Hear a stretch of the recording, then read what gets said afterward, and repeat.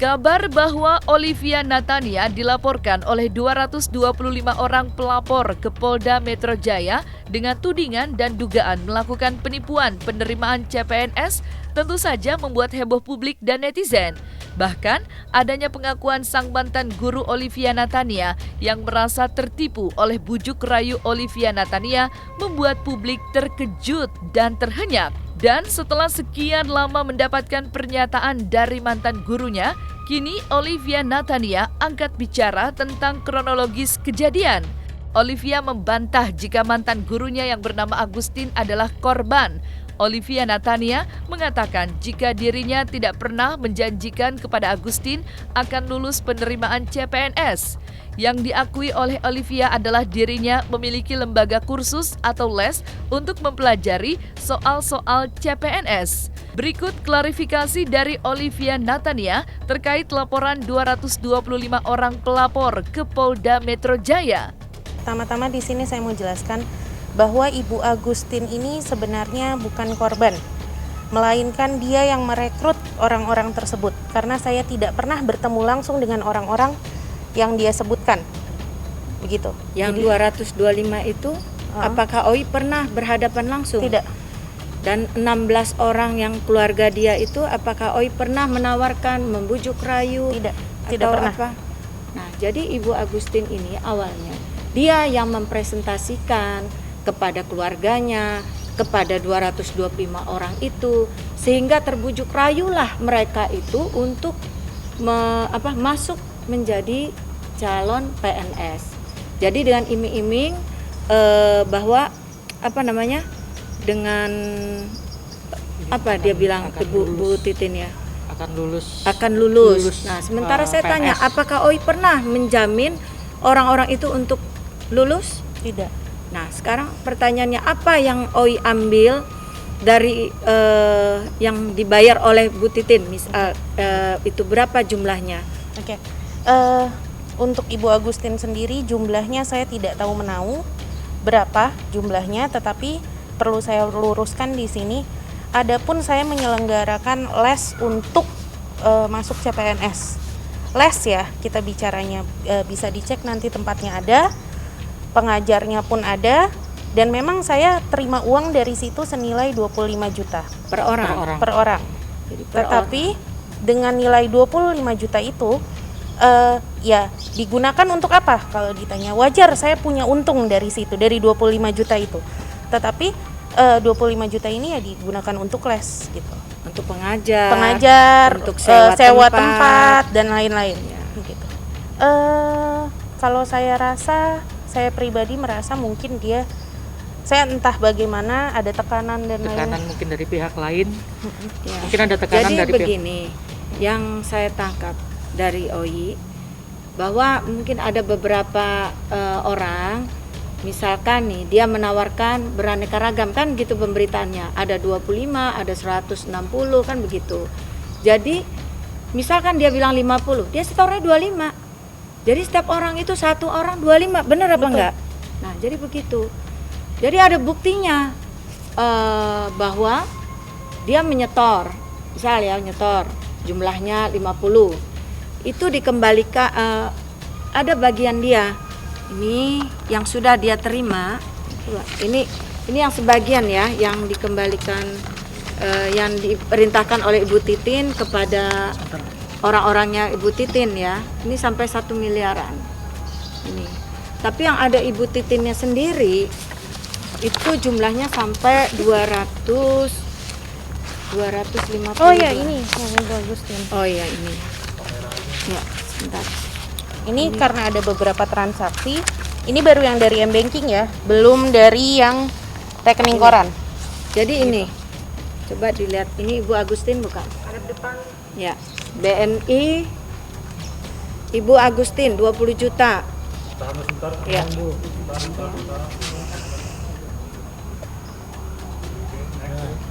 Ya, ini 10 juta. Ibu Agustin, BNI. Saya bacakan BNI nomor 024 442 4670. Ini tanggal 9 bulan 11 2020. Olivia Natania pun menjelaskan bahwa apa yang dikatakan oleh pihak Agustin sama sekali tidak benar dan tidak sesuai dengan fakta yang sesungguhnya.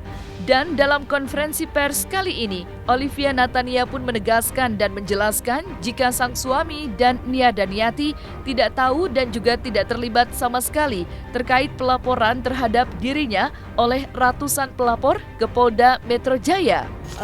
Saya nggak bisa jawab ya mengenai itu karena dengan pemberitaan kayak gini kan menyangkut masa depan saya dan lainnya. Jadi ya kalau kalian pun di posisi saya pasti tertekan. Kalau ditanya hubungan dengan pelapor ya pastinya sekarang saya berpikir ulang untuk berbicara dengan pelapor lagi karena pemberitaannya sudah kemana-mana kan gitu. Sudah mendiskreditkan lah ya, apalagi banyak pemberitaan yang dibawa-bawa malah Ibu Nia gitu, Ibu Nia Daniati gitu. Terus mengenai Karnu pelapor ya. Iya. Pak Karnu pelapor, dia juga saya sampaikan dia bukan korban, melainkan dia yang mengajak juga. Ada bukti transferan juga di sini salah satunya. Ini ke Pak Karnu ya. Ya. 20 juta. Tapi ada lagi, ini masih banyak. Kita masih rekap. Yang Jadi anaknya istilahnya seperti gini, dia narik orang 50, store-nya 25. Nah, jadi misalkan dia 40, 25 dia store, sisanya masuk kantong, kan begitu. kalau mengenai itu saya tidak tahu menau. Jadi ya kalau di sini yang bisa saya sampaikan adalah saya pengen bicarakan berdasarkan bukti aja, jangan omongannya melebar kemana-mana. Jadi saya mau stick to the point. Intinya apa yang disampaikan itu berbeda dengan kenyataannya. Contoh yang dibilang tidak terima uang 1.000 perak pun di sini pun ada transferan ke rekening anaknya. Ini ada anaknya juga. Nur Anwar Ansar. Iya, Ini 200-an. 45 Ada juta, lagi. ada 30 juta, Ada 30 juta lagi. ada lagi 30 juta. Ada yang Total bisa 10 melampaui juta. 200-an juta. Ini yang baru kita temukan gitu. Maksudnya ini masih banyak lagi. Buat teman-teman sekalian saya minta apapun yang jadi permasalahan saya jangan disangkut pautkan dengan ibu saya ataupun suami saya maupun anak saya. Ada beberapa kali saya lihat khususnya di media online menampilkan foto anak saya dan ibaratnya anak saya kan masih kecil ya Mbak ya, jadi nggak ngerti apa-apa, sekolahnya jadi terganggu. Yang seperti itu saya minta tolong dengan sangat, jangankan hanya anak saya, suami saya pun begitu. Sekarang kondisi dia sedang sakit karena dia benar-benar tidak tahu menau mengenai ini. Jadi Sama mengenai sekali. rekening yang digunakan ditransfer oleh Ibu Titin ke rekeningnya Rafli, apakah itu permintaan Rafli apa bagaimana? Tidak, saya tegaskan bukan permintaan Rafli. Bahkan saya sedikit buka di sini, Rafli tidak tahu menau sampai masalah ini mencuat dia baru tahu. Rafli sama sekali tidak tahu. Betul ke rekening Rafli yang ATM-nya, buku tabungan dan m-bankingnya itu ada di saya. Yang pegang OI. Jadi OI yang memberikan kepada Ibu Titin. Betul. Rekeningnya Rafli. Jadi yang menggunakan Yang pegang adalah OI. Jadi gini, mungkin saya sedikit jelaskan secara kronologi ya, jadi tidak simpang siur ini. Saat itu saya memang statusnya masih pacaran dengan Rafli dan berniat untuk nikah kan saat itu. Ya namanya orang mau nikah, orang pacaran ya ATM di saya hal yang biasa. Dan saya pemikirannya tidak akan berdampak seperti ini juga karena saya punya tempat les gitu loh. Nah ternyata digunakan berulang kali yang Rafli tidak tahu menau sama sekali. Makanya di sini ada pelaporan terhadap Rafli, itu pun saya bingung kenapa. Saya bisa buktikan bahwa Rafli saat itu pertama saat saya pacaran dia masih pendidikan dan statusnya diasramakan. Kedua, ketika saya setelah menikah, hari ini saya menikah, besok Rafli berangkat untuk dinas. Jadi sama sekali dia clear, dia tidak tahu menau. Bukan saya dalam artian membela sebagai istri, bukan, tapi kenyataannya fakta dan realitanya seperti itu. Nah, sama seperti mama saya tidak tahu menau, apalagi anak saya. Iya, jadi mohon buat teman-teman sekalian sekali lagi, Rafli tidak tahu menahu mengenai ini. Rafli bahkan untuk berbicara ngobrol mengenai hal ini pun tidak pernah sama sekali. Kalau memang pernah, tolong dibuktikan, karena memang tidak pernah sama sekali. Iya, saya nggak bisa banyak ngomong ya, karena memang Itu karena kebijakan dari instansinya Rafli bekerja. Jadi saya nggak bisa Jadi- banyak ngomong mengenai itu. Kita jalanin aja, kita lihat aja perkembangannya. Tapi sekali lagi saya tegaskan di sini bahwa mama saya, Rafli maupun anak saya tidak tahu menahu mengenai ini. Bahkan untuk bertemu ngobrol saja itu hampir dibilang tidak pernah. Ibarat kata ketemu pun cuma lewat, sudah nggak pernah tahu apa-apa. Jadi kalau ditanya tahu apa tidak, saya tegaskan tidak. Dengan adanya pelaporan dari 225 orang yang melaporkan dirinya ke Polda Metro Jaya dengan dugaan melakukan penipuan penerimaan CPNS, Olivia Natania pun mengatakan jika dirinya merasa bahwa nama baiknya sudah dihancurkan oleh para pelapor. Selain itu, dengan pernyataan demi pernyataan dari para pelapor tentang dirinya, Olivia Natania pun mengatakan jika pekerjaannya kini telah hancur lebur. Olivia Natania pun mengatakan jika dirinya tidak pernah menyangka akan mengalami hal seperti ini, yaitu dilaporkan oleh 225 orang ke Polda Metro Jaya.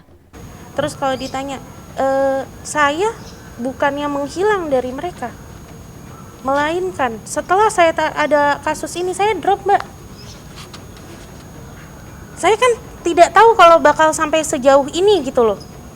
Ketika dilaporkan ya saya diem dulu, saya nggak bisa mikir. Bahkan kalau misalkan sampai ditanya, sampai saya ke dokter ya, bolak-balik ya Tante ya. Begitu. Jadi itu buat ya kalau yang mau tahu kondisinya seperti apa, selama ini saya intens berkomunikasi, tetapi setelah saya tahu ya akhirnya saya lepas. Dalam artian apa? Ya Allah, kenapa seperti ini? Akhirnya saya butuh waktu untuk ibarat kata merenung dulu, yang akhirnya saya berani untuk datang ketemu teman-teman aja. Ini kaki saya udah gemeter. Karena apa? Labeling orang di luar sana itu terlalu banyak, Mbak. Menyangkut nama baik saya. Bukan hanya saya, oke lah. Saya misalkan udah hancur-hancur, tapi anak saya, suami saya, mama saya bagaimana melanjuti hidup ini? Kondisi mama gimana sekarang? Ya, stres juga. Dan Saya nggak bisa banyak ngomong ya Mbak, maksudnya ini kan Tolong sudah lah. personal gitu kan, karena kan ya udah sih, mungkin lebih ke situ yang saya pikirkan, dari mulai mama saya, suami saya, dan anak saya. Ada perasaan merasa bersalah nggak sih, Oi? Kalau merasa bersalah, seumur hidup pun saya mungkin tidak bisa memaafkan diri saya ya, karena adanya ini. Hal yang saya niatnya mau bantu jadi seperti ini gitu. Cuma tolonglah dari teman-teman sekalian yang tidak ada kaitannya jangan disangkut-sangkutkan. Saya mohon dengan sangat. Anak saya masih terlalu kecil. ini ada tanggung jawab OI nanti dengan Ibu Agustin itu. Iya, jadi saya minta tolong buat teman-teman. Anak saya masih terlalu kecil, dan kondisinya juga dia masih sekolah sampai harus terhenti karena ini. Tapi berarti nanti akan ada laporan ke kepolisian gitu kapan? Atau mengikuti jalur Gini, kita lihat nanti ya untuk mengenai itu. Yang jelas saya di sini ngomong tidak akan kemana-mana. Saya akan meluruskan ini dulu. Kita lagi Ngumpulin berkas. Bukti-bukti yang ada. Kalau sudah buktinya sudah kuat, insya Allah kita akan lapor balik. tapi dari pihak sana katanya kalau memang OIL berkomunikasi lagi pintu damai atau Oke. apapun itu terbuka, ini gimana nih? Sekarang saya balikan ke Mbak. Kalau Mbak di posisi saya sudah dihancurkan keluarga, akan seperti apa? jadi biar proses hukum berjalan. Saya nggak mau ngomong proses hukum berjalan atau damai, tapi saya balikan ke teman-teman sekalian. Bagaimana kalau Mbak di posisi saya? Yang saya pun ada Sementara dia bukti. Sudah terima uang miliaran, dia bilang OI semua. Dia bilang seperak pun. Saya ada ininya, ada yang saya dengar lah. Ketika dia ditanya, saya seperak pun tidak pernah makan uang ini. Ini buktinya apa ini? Jelas, sudah jelas nama si Ibu Agustin ini, ya kan? Bukti nyata. Ini anaknya, salah Ini satunya anaknya tuh. juga bisa ikut ditransfer juga gitu. Ratu. Jadi begitu, Mbak. Ibu Agustin. Jadi ya saya minta tolong sama teman-teman, cukup mungkin sekali ini aja saya berbicara, karena saya juga harus healing buat diri saya sendiri. Saya sedikit terganggu, bukan sedikit, banyak bahkan. Jadi saya minta tolong jangan kaitkan ini dengan ibu saya.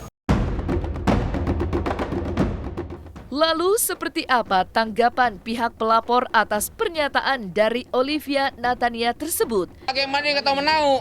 Dia bikin acara hajatan, ya hajat penyerahan SK bodong di Bidakara, gitu kan?